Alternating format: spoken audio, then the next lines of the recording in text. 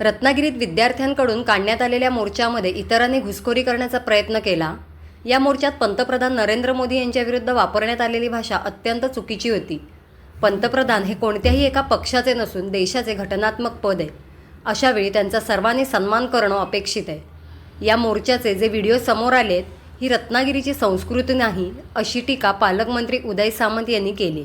Paper फुटी होऊ नये ही आमची पण भूमिका होती।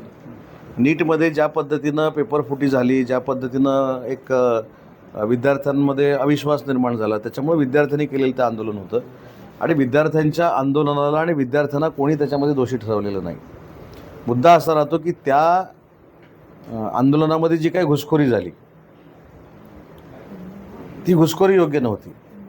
आता कालचा मोर्चा मुंबईमध्ये झाला, मी पहिल्या दिवसापासून सांगतो की विद्यार्थ्यांचं समर्थन 100% आम्ही करतो। नीटची पेपरफुटी व्हायलाच नाही पाहिजे होती। ते जेलमध्ये आहेत, आता फास्ट ट्रॅकवर ते गुन्हे सगळे चालणार आहेत। 10 कोटी रुपये दंड, 10 वर्षाची शिक्षा हे देखील फायनल केलेलं आहे। ते जे कोण मुलं त्याच्यामध्ये दुर्दैवानं गेली त्यांना देखील पैसे देण्याचा निर्णय सरकारने घेतला किंवा काय त्यांचं पुनर्वसन करण्याचा निर्णय घेतला आहे। पण एक यादी जर आपण बघितली,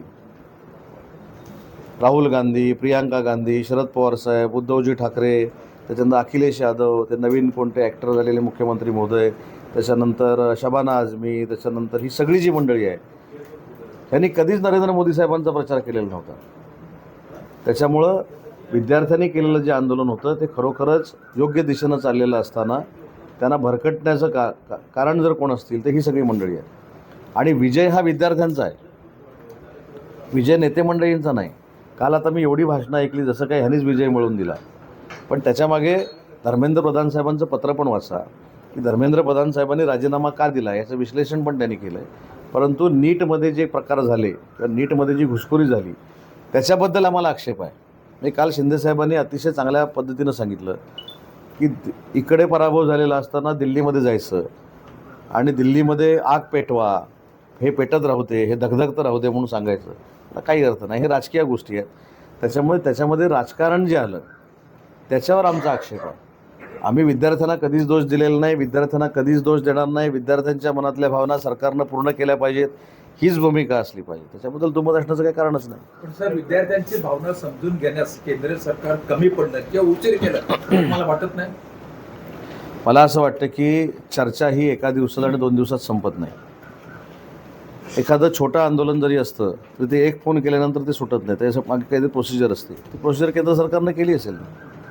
त्याच्यामुळं आज विद्यार्थ्यांच्या मनातले निर्णय केंद्र सरकारनं घेतले हे देखील आपल्याला नाकारता येणार नाही। केंद्र सरकारनं घेतलेली भूमिका ही विद्यार्थ्यांच्या हिताची भूमिका आहे आणि भविष्यामध्ये असे प्रकार घडणार नाही त्याची दक्षता राज्य सरकारनं आणि केंद्र सरकारनं घेतली पाहिजे। याचा काय परिणाम भविष्यात होऊ शकतो का राजकारणावर की अन्य काय, म्हणजे देशामध्ये याचा काय मेसेज जाऊ शकतो की हा विजय झाला, विद्यार्थी आता आक्रमक होणार, काँग्रेस जनता पार्टी पुढे येऊन काय घडामोडी होऊ शकतात त्या देशात बघू ना आपण। अजून 3 वर्ष 3.25 वर्ष निवडणुकीला आहेत।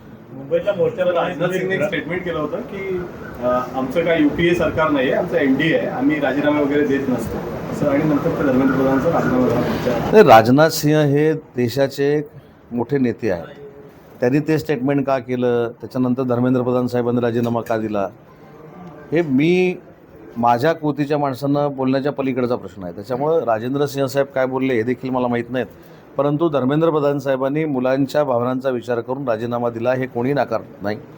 आणि नरेंद्र मोदी साहेबांनी ॲज अ पंतप्रधान म्हणून जे मार्ग काढायचे आहेत, जे तोडगे काढायचे आहेत, जी कारवाई करायची आहे ती 100% या संपूर्ण त्यांच्या प्रक्रियेतनं केलेली आहे। रत्नागिरीच्या मोर्चाबद्दल आपण काय नाही, माझं काहीच म्हणणं नाही रत्नागिरीच्या मोर्चाबद्दल।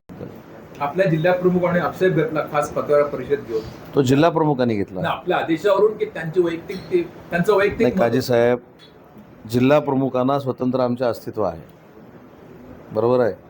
ते कोणाच्या उजळीनं पाणी पित नाहीत, त्यांनी त्यांची पत्रकार परिषद घेऊन भावना व्यक्त केली। आता जी भावना त्यांनी व्यक्त केली पत्रकार परिषदेतनं, मला देखील कुठेतरी असं वाटलं की त्यांनी केलेली जी भावना व्यक्त केलेली आहे ती योग्य आहे की अयोग्य आहे त्याची मी खात्री करून